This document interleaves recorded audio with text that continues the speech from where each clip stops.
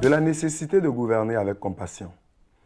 Reprenant sans souci contextuel le modèle de containment et des régimes d'exception adoptés par les pays du Nord, nombreux sont les dirigeants africains imposant un confinement brutal à leur population souvent ponctuée lorsqu'il n'est pas respecté de violences policières. Si de telles mesures satisfont les classes aisées, à l'abri de la promiscuité et ayant la possibilité de travailler à domicile, elles demeurent punitives pour ceux qui, pour utiliser une formule répandue à Kinshasa, doivent recourir à l'article 15, c'est-à-dire à la débrouille et aux activités dites informelles. Ce paragraphe est tiré de la lettre écrite par 88 intellectuels africains aux dirigeants africains. Et nous l'avons pris à notre compte dans le cadre de cet ouvrage. Je suis Jay Ulrich, administrateur principal du travail des lois sociales, diplômé de l'École nationale d'administration de Côte d'Ivoire. Je suis aussi expert en gestion des ressources humaines et droit du travail de l'Afrique de l'Ouest francophone et je suis écrivain. De nationalité ivoirienne, je suis à ma deuxième œuvre. Le monde du travail face à la crise est un essai paru aux éditions Matrice en septembre 2020.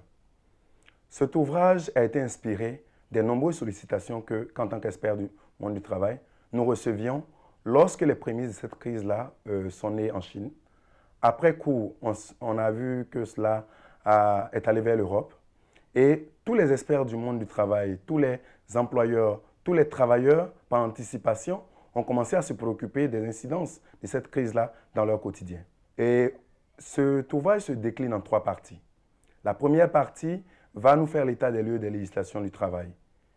La deuxième partie va nous présenter la gestion de cette crise-là dans les différents États. Et la troisième partie, nous nous projetons vers des pistes de solutions pour un monde du travail plus résilient.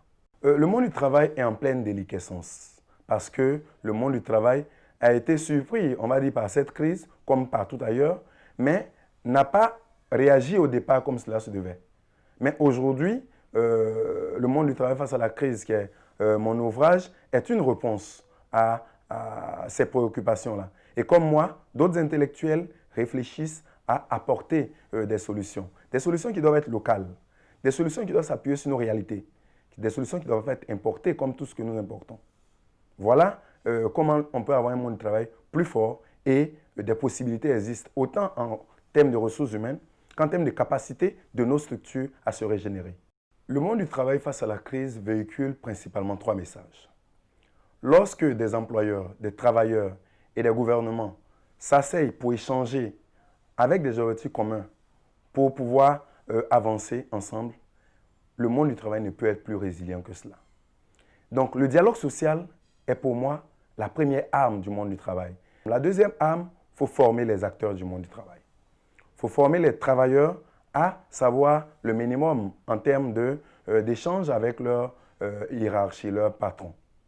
Il faut former les patrons quant à l'encadrement de leur activité et à anticiper sur des choses telles que la crise de la COVID-19. Il faut aussi former l'administration en général et principalement l'inspection du travail pour pouvoir permettre d'être auprès des partenaires sociaux lorsqu'il y a des crises. La troisième arme pour moi, c'est de renforcer les capacités de ces différentes entités-là, notamment de l'inspection du travail et des différentes institutions de dialogue social qui existent dans le monde du travail.